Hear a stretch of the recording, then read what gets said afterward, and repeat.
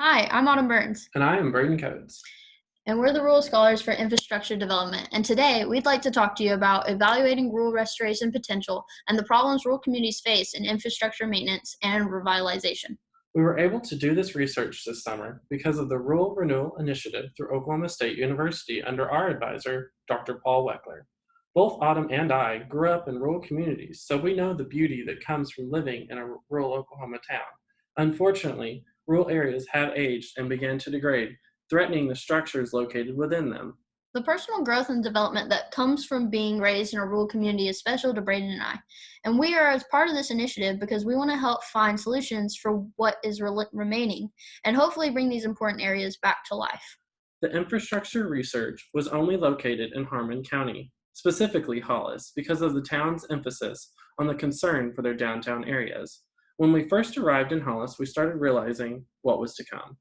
On the top row of these photos, you will see buildings on Broadway.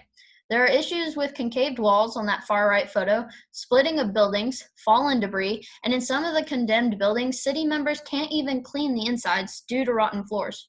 In the bottom row, on the left, you will see a picture of the water treatment plant of Hollis, Oklahoma. Autumn and I got to tour this plant that had just recently finished being installed and was a good example in our research to compare how other towns can obtain new water systems. Many rural communities suffer from inefficient water resources due to aged piping, drought, and lack of expenses. To determine what resources were available, we attended a city council meeting using COVID protocols, met with store owners, city officials, farmers, and other locals. Establishing these relationships really helped us find the change agents of the community. Change agents are citizens that are known for being leaders and were pivotal to the first year of research.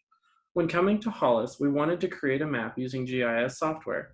We attempted to use ArcGIS, Google Maps, and Google Earth to locate possible patterns of compromised areas in Hollis. After realizing the amount of data collection that we needed to be collected to create a full-scale database, we chose to create a list of how-tos for future scholars inside of ArcPro.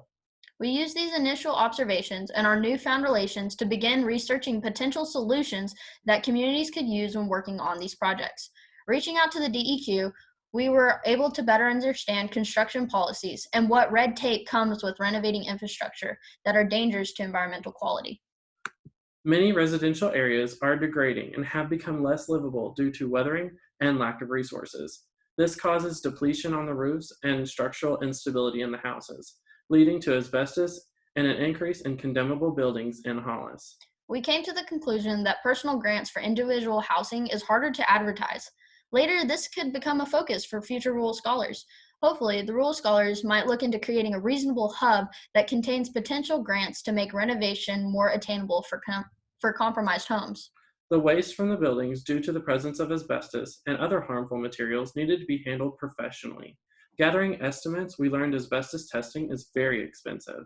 Many rural towns have similar buildings and degrading and may all need funding to get these buildings tested, deconstructed, and hauled to few sanctuary dump sites in the state that can house waste containing these materials. Some programs are being extended, such as DEQ's Brownsfield Assessment and Services programs and the Land Reclamation Projects program. The Brownfield Assessment was a good contender for our focus on city buildings. The idea came from researching what programs have been used in neighboring areas like the Greer County Armory. Until availability of assistance programs become fully available, rural communities will continue to degrade. Rural communities have been around for such a long time, meaning there's a lot of maintenance that still needs to be done. This can be anything from waste treatment, demolition, asbestos testing and removal, and road fill. As scholars, we want to provide education for how to access these resources. This year was the first year the program was able to happen in Oklahoma, and we just want to say how thankful we are to our advisors and those who helped us in our research. We grew a lot this summer and appreciate the wonderful opportunity. Thank you.